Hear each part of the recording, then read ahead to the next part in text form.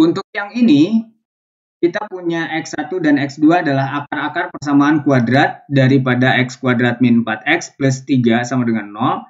Maka persamaan kuadrat yang baru berarti ini, yang akar-akarnya X1 kuadrat dan X2 kuadrat adalah yang mana di antara kelima ini.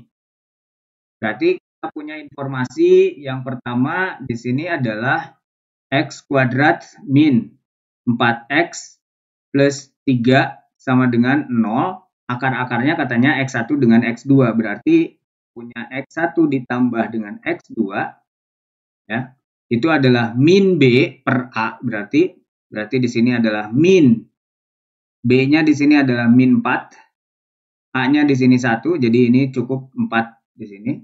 Kemudian hasil kalinya adalah C per A, C-nya 3, A-nya 1, jadi 3 di sini.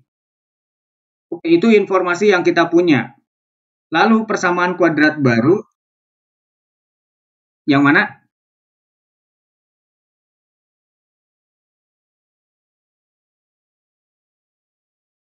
Oke, coba perhatikan di sini. Nah, yang ini. Kita punya bentuk AX kuadrat plus BX plus C. Atau saya tulis di sini ya. Tadi persamaannya apa di sini? Biar gabung aja dengan teorinya. Ini ada X kuadrat, tadi berapa? Min 4X. Min 4X plus 3 ya. Sama dengan 0. Gitu kan?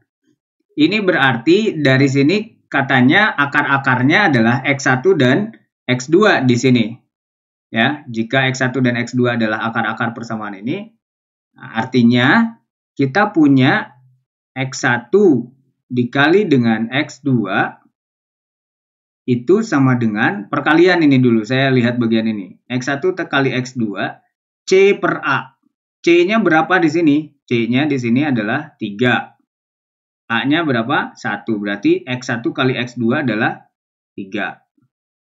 Lalu penjumlahannya X1 dikali dengan, ditambah dengan X2 itu adalah min B per A.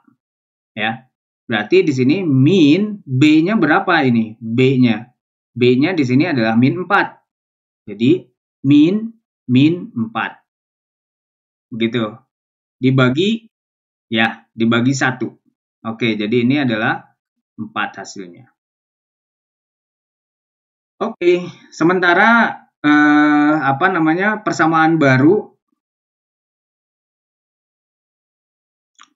baru katanya di sini akar-akar kuadratnya adalah X1 kuadrat dan X2 kuadrat. Persamaan baru akarnya adalah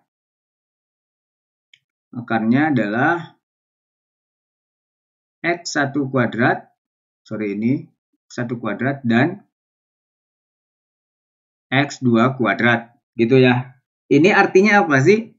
Artinya kita punya ini kan persamaan baru nih, yang ini, yang di bawah ini. Berarti kita bisa tulis X kuadrat, ya, kurangi dengan yang ini, X1 plus X2, tapi akar kita adalah X1 kuadrat dengan X2 kuadrat, berarti X1 kuadrat ditambah dengan X2 kuadrat, ini akar-akar yang baru nih.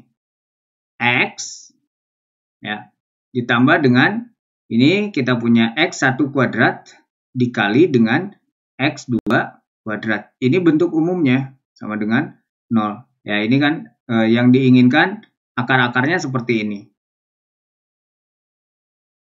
Oke, tapi kita butuh informasi nih. X1 kuadrat plus X2 kuadrat itu apa sih sebetulnya? Gitu. Kita bisa buat di sebelah sini saya tulis X1 kuadrat ditambah dengan X2 kuadrat itu adalah, kita bisa bentuk ini menjadi X1 ditambah dengan X2 dikuadratkan dikurangi dengan 2X1 X2. Loh, ini dari mana? Sebetulnya dari bagian ini ya. Ini berasal dari bentuk ini X1 plus X2. Ini dikuadratkan. Ini sama dengan, ini kalau kita kuadratkan, berarti ini hasilnya adalah X1 kuadrat ditambah dengan X2 kuadrat. Nah, dikurang dengan 2 kali X1 X2 kan? Ditambah yang ini. Ditambah dengan 2 kali X1 X2. Maka kalau yang diinginkan adalah bagian ininya saja, berarti yang ini pindah ruas ke sini. Jadi X1 kuadrat tambah X2 kuadrat itu adalah X1 tambah X2 kuadrat dikurangi 2X1 X2. Sementara kita sudah punya info nih. X1 X2-nya 4, perkaliannya 3. Oke, berarti X1 kuadrat plus X2 kuadrat itu sendiri adalah yang ini 4 kuadrat dikurangi dengan 2 kali 3. Oke, masuk ini ya. Sama dengan ini 16 dikurangi 6. Berarti ini adalah 10. Lalu perkalian akar barunya gimana ya? Kita punya X1 dikali dengan X2, ini dikuadratkan, ini sama saja dengan kita nulis X1 kali X2 dikuadratkan. Seperti yang sifat eksponen tadi ya. Dan kita sudah tahu info bahwa X1 dengan X2 ini perkaliannya adalah 3 ini.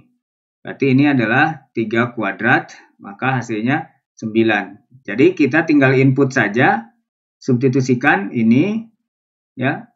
Jadi kita punya X kuadrat min. Yang ini penjumlahannya adalah 10X. Yang ini perkaliannya adalah plus 9. 9, ya plus 9 sama dengan 0. Bentar, ini 9-nya kurang pas. Oke, ini 9.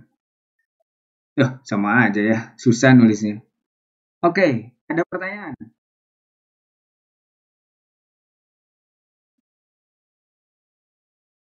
Ini 9 di sini. Nah, jadi X kuadrat min 10X plus 9. Itu ada di mana? X kuadrat min 10X plus 9. Nah, ini nih jawabannya.